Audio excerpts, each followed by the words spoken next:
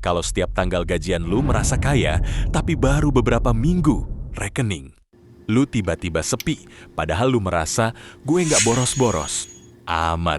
Nah, mungkin masalahnya bukan karena lu boros, tapi karena ada kebocoran kecil yang lu lakukan terus-menerus, sampai akhirnya lu nggak sadar uang lu habis kemana, dan yang paling bahaya, kebocoran. Ini kelihatannya sepele, tapi kalau dilakukan selama bertahun-tahun, hasilnya bisa bikin hidup lu jalan di tempat. Jadi kalau gaji lu selalu habis, jangan skip video ini, karena kita akan bongkar beberapa kebiasaan yang mungkin selama ini lu anggap normal. Kebocoran pertama, pengeluaran kecil yang terlalu sering kopi, jajan, ongkir, ngopi. Sama teman pesan makanan karena malas masak, kelihatannya cuma puluhan ribu, tapi coba kumpulkan selama 1 bulan, baru lu akan sadar, ternyata uang yang keluar bukan sedikit. Masalahnya bukan 1 kali pengeluaran, masalahnya adalah pengeluaran kecil yang terjadi berulang kali, dan karena nominalnya kecil, otak kita sering menganggapnya nggak masalah. Padahal uang 10.000 yang keluar setiap hari tetap menjadi uang mulai. Sekarang, jangan cuma bertanya, ini mahal atau murah, tanya juga, berapa kali gue melakukan ini dalam sebulan? Kebocoran kedua, gaya hidup ikut naik setiap kali penghasilan naik, gaji naik sedikit, langsung upgrade. HP dapat bonus, langsung belanja, penghasilan bertambah, nongkrong makin sering. Akhirnya, gaji lu naik, tapi kondisi keuangan lu tetap sama. Kenapa? Karena setiap tambahan uang, langsung dikasih tambahan pengeluaran.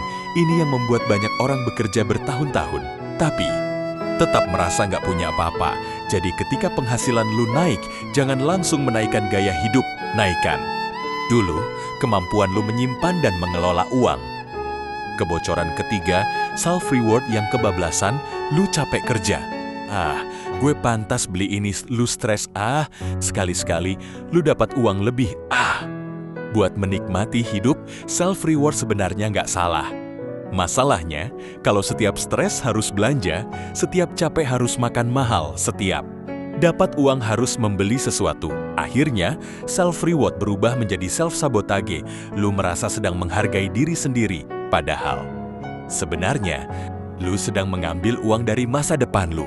Jadi nggak perlu berhenti menikmati hidup, tapi kasih batas, boleh menikmati hasil kerja tanpa menghancurkan hasil kerja itu sendiri.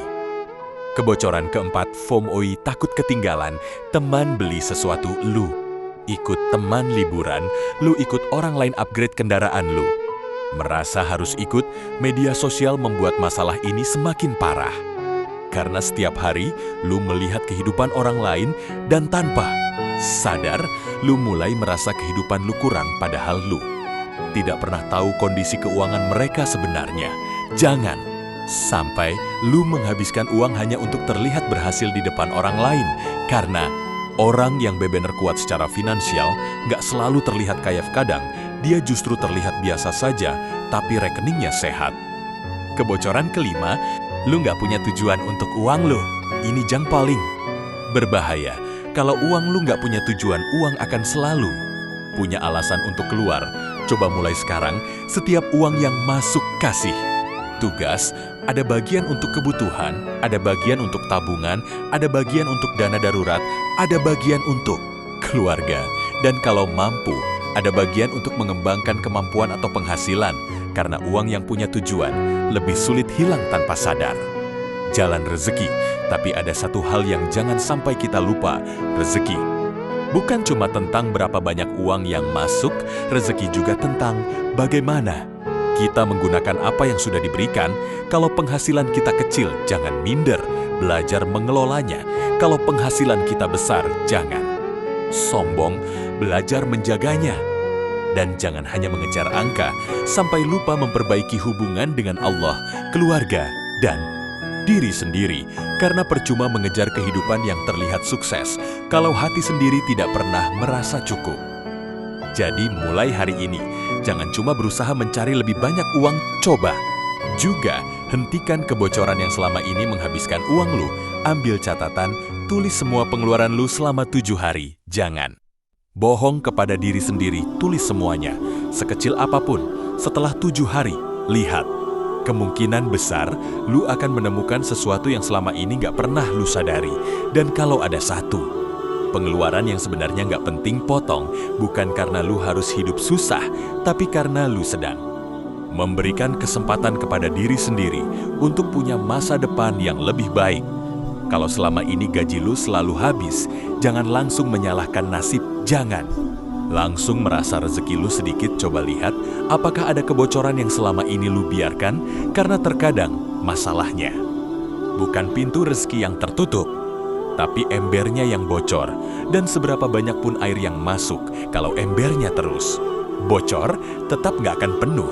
Kalau lu merasa video ini kena banget, tulis di komentar, gue mulai rapihin keuangan. Dan kalau lu mau, kita akan bahas kebocoran finansial berikutnya yang lebih dalam. Semoga Allah melancarkan rezeki kita semua, memberikan rezeki yang halal cukup dan penuh keberkahan. Amin.